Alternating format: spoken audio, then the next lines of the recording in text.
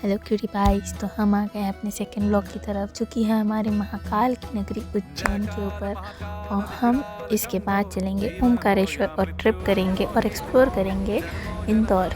तो हम निकल पड़ते हैं अपने घर से और सुबह होते ही हम पहुंच जाते हैं उज्जैन, जहां हम जल्दी से रेडी होकर निकल पड़ते हैं अपने मंदिर के दर्शन के लिए, जो कि था पहला हमारा कुंडेश्वर महादेव मंदिर।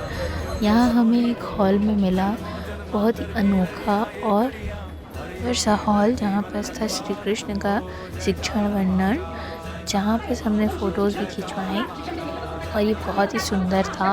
फिर हम वहाँ से गए एक पॉन्ड की तरफ, जिसके चारों ओर इसी पिक्चर्स के बारे में बहुत ही डिटेल एक्सप्लेन किया गया था, जिसे लोग रुक रुक कर पढ़ भी रहे थे। फिर हम निकल पड़े थे अब वहाँ से दूसरे मंदिर की ओर। गेट के बाहर निकलते ही हमें मिला एक हाथी, जिसे हमने खीरा भी खिलाया। फिर सेकेंड मंदिर था हमारा, जो था मंगलनाथ मंदिर, जहाँ पर से हमें फ़ोटो लेने नहीं दिए। तो हम गए अपने तीसरे मंदिर की ओर, जो था काल भैरव मंदिर। यहाँ पर बहुत लंबी लाइन थी और भीड़ भी बहुत था, तो अपन को कैसे तैसे मिल गई भगवान के दर्शन।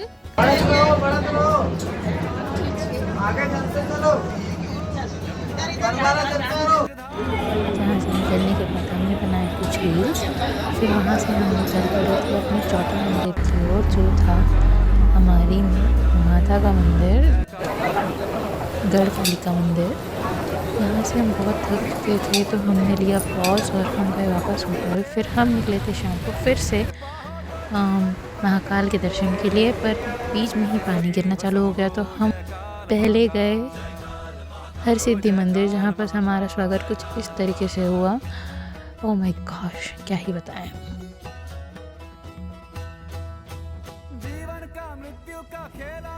पर फिर भी हमें वापस आने के बाद अंदर दर्शन करने में मिला।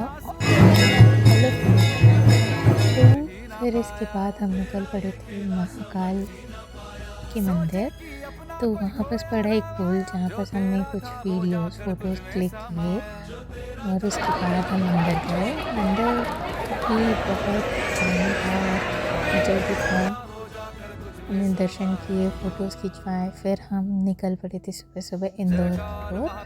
इंदौर में हमने एक रूम बुक किया, जहाँ का व्यू बहुत ही सुंदर था। फिर जल्दी से हम रेडी होकर निकल पड़े थे ओमकारेश्वर मंदिर की ओर, जहाँ पर हमने देखा बहुत पूरा घिरा हुआ था घाटियों से और बहुत ही अच्छा नज़ारा था।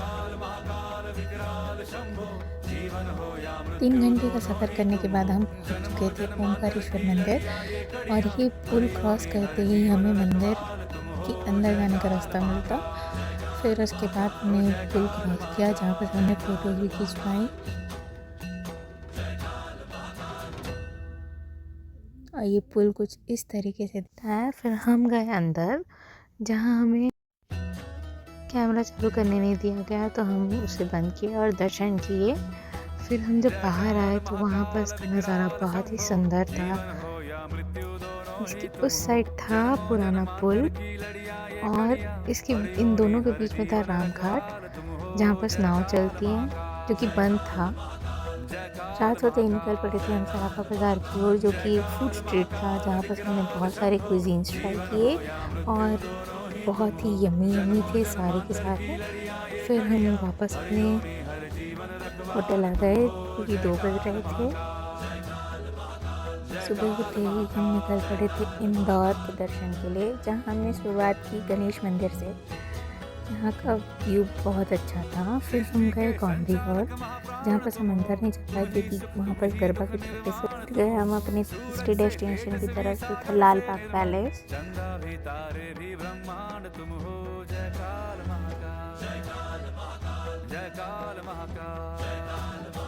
यहाँ की वॉल पेंटिंग्स बहुत ही सुंदर थी और इंटीरियर भी बहुत ही अच्छा था। Like oh my God.